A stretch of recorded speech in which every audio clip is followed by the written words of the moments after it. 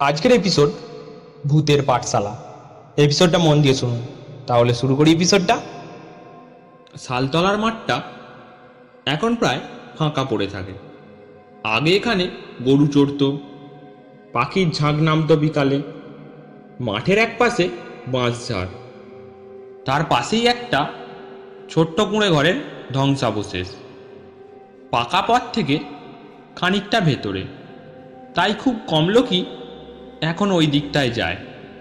তবে গ্রামের বয়স্করা জানে ওইটা ছিল এক সময়কার পাঠশালা। না, আজকে স্কুল নয়, সেটা ছিল প্রায় 100 বছর আগে স্থাপিত একটি পথ শিশুদের জন্য তৈরি পাঠশালা, যেটা রাতেই চলতো। রাতের স্কুল? হ্যাঁ, গল্পটা এখান থেকেই শুরু। অর্ক চক্রবর্তী কলকাতার ছেলে। এমএ পাস করে চাকরির খোঁজে ছোটোখাটো জায়গায় ঘুরছিল। এক এনজিও তাকে বলল, আমাদের একটা প্রজেক্ট আছে, পুরানো গ্রাম বাংলায় একটা পূর্ণগঠিত নাইট স্কুল খোলা হচ্ছে, আগ্রহ থাকলে যেতে পারো। অর্ক ঠিক করলো যাওয়া যাক। অনেক দিন হলো শহরের ধুলো আর ইঁদুর দৌড়ে হাঁপিয়ে উঠেছে। খোঁজ নিয়ে পৌঁছালো মেদিনীপুরের প্রত্যন্ত গ্রাম শালতলা। বসবাসের জন্য একটা পুরনো বাড়ি দেওয়া হলো। বাঁশবনের ধারে কুঁড়ে ঘর সদৃশ হলেও থাকার মতো করে গুছিয়ে দিয়েছে এনজিওর লোকেরা। গ্রামের লোকজনও বেশ আন্তরিক। তবে একটা বিষয় অর্ক লক্ষ্য করল, যখনই সে রাতে স্কুলটার কথা তোলে, গ্রামের লোকজন মুখ ঘুরিয়ে নেয়। কেউ খোলাখুলি কিছু বলে না, কিন্তু চোখে মুখে ভয়। প্রথম দিন সন্ধ্যায় সে হাঁটতে হাঁটতে গেল সেই মাঠে। দিগন্ত জুড়ে মাঠ, হালকা কুয়াশা নামছে, পাখিরা বাসায় ফিরছে। এক পাশে ভাঙা ঘরের পাশে দাঁড়িয়ে অর্ক ভাবল, এটাই কি সেই জায়গা? ঠিক তখনই সে শুনল ভেসে আসছে পড়ার আওয়াজ, ক খ গ ঘ। অর্ক চমকে উঠল। গলা শিশুদের, তবে কোথাও কেউ নেই। সে আশেপাশে তাকালো। ঘাসে পায়ের ছাপ নেই, কেউ বসেও নেই। এটা কি মনের ভুল, কিংবা বাতাসে ভেসে আসা অন্য কিছুর প্রতিধ্বনি? সে মাথা নেড়ে ফিরে এলো। পরদিন সকালে সে কথা বলল গ্রামের সবচেয়ে বয়স্ক মানুষ গোবর্ধন কাকার সঙ্গে। কাকা, একটা কথা জিজ্ঞাসা করি, ওই ভাঙা কুঁড়ে ঘরের পাশে কেউ কি পড়ায়? গোবর্ধন কাকা তাকিয়ে থাকলেন কিছুক্ষণ, তারপর ফিসফিস করে বললেন, ওটা ভূতের পাঠশালা। ভূতের পাঠশালা মানে? আজ থেকে প্রায় 100 বছর আগে শশীচন্দ্র নামে এক স্কুল মাস্টার গ্রামে একটা পাঠশালা চালু করেছিল, গরিব, অনাথ, পথ শিশুদের জন্য।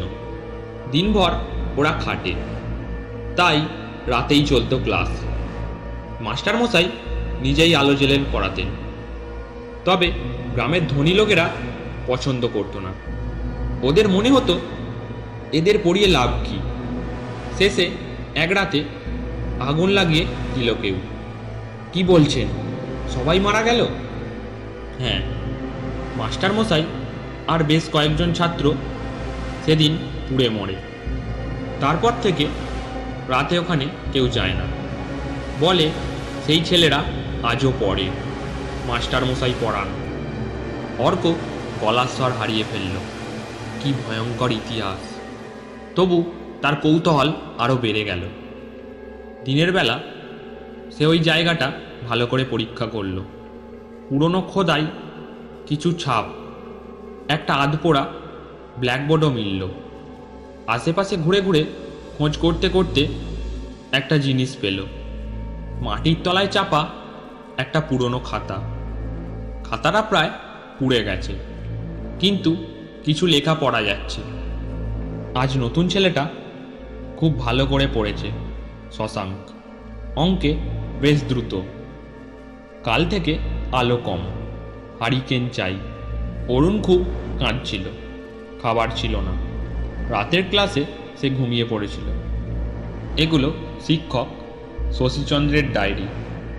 অর্ক বুঝতে পারল এখানে কিছু আছে, শুধু গল্প না, সত্যি এক গভীর ইতিহাস। কিন্তু সেই ইতিহাস এখনো সক্রিয়। পরদিন রাত অর্ক আবার মাঠে গেল। এবার সে সঙ্গে করে ক্যামেরা ও রেকর্ডার নিয়েছে। ঘড়ির কাঁটা তখন ঠিক 11টা ছুঁই ছুঁই। চারিদিকে নীরবতা, শুধু ঝিঁঝির ডাক। হঠাৎ বাতাস থেমে গেল, ঠান্ডা হাওয়া ছুঁয়ে গেল তার গা। তখনই শুরু হলো আওয়াজ, ক খ গ। ক্যামেরা চালু করতেই দেখা গেল সামনে ধোঁয়ার মতো ছায়া। সারি সারি শিশুর অবয়ব বসে আছে। এক প্রান্তে দাঁড়িয়ে এক লম্বা ধুতি পাঞ্জাবি পরা মানুষ, তার হাতে ছিপি কলম, ঠোঁটে হাসি। অর্ক নিঃশ্বাস বন্ধ করে তাকিয়ে আছে। কিন্তু ভয় আসল শুরু হলো যখন সেই শিক্ষক একবার তাকিয়ে বলল, অর্ক তুমি বসো, আজ তোমাকেও পড়াতে হবে। 3 ঘন্টা পরে অর্ক হুঁশ ফিরে পেল নিজের ঘরে। দরজা বন্ধ, শরীর ঘামে ভিজে, হাতে তার নিজের নাম লেখা একটা পাতা। অর্ক 10-এ 10। বাড়ির কাজ, স্বপ্নের ব্যাখ্যা লিখে আনবে। সে আতঙ্কে কেঁপে উঠল। এটা কি স্বপ্ন ছিল? তাহলে হাতে পাতাটা কোথা থেকে এলো? তারপর থেকে প্রায় প্রতি রাতে একই ঘটনা ঘটতে লাগলো। সে রাত 11টায় মাঠের দিকে হেঁটে যায় নিজের অজান্তে। ফিরে আসে ভোরে, কাঁপতে কাঁপতে, হাত ভর্তি ছেলেদের খাতা, শিক্ষক শশীচন্দ্রের নতুন টিকা। অর্ক ধীরে ধীরে বুঝে গেল কিছু টানছে তাকে, কেউ তাকে পড়াতে চাইছে।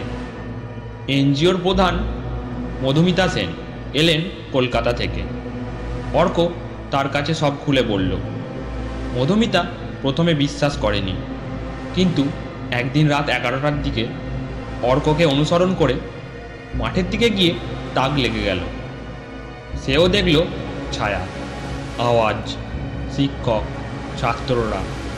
পরদিন সকালে সিদ্ধান্ত হলো ওখানে যেন না আর কেউ যায়। জায়গাটা বেঁধে দেওয়া হলো লাল দড়ি দিয়ে। সরকারের কাছে রিপোর্ট পাঠানো হলো, স্থানীয় থানাতেও খবর দেওয়া হলো। তবে একদিন গভীর রাতে হঠাৎ গ্রামের চারপাশে ভেসে এলো আওয়াজ, বই, খাতা, আলো, আমাদের ফেরাও। লোকজন ঘুম থেকে উঠে আতঙ্কে চেঁচিয়ে উঠল।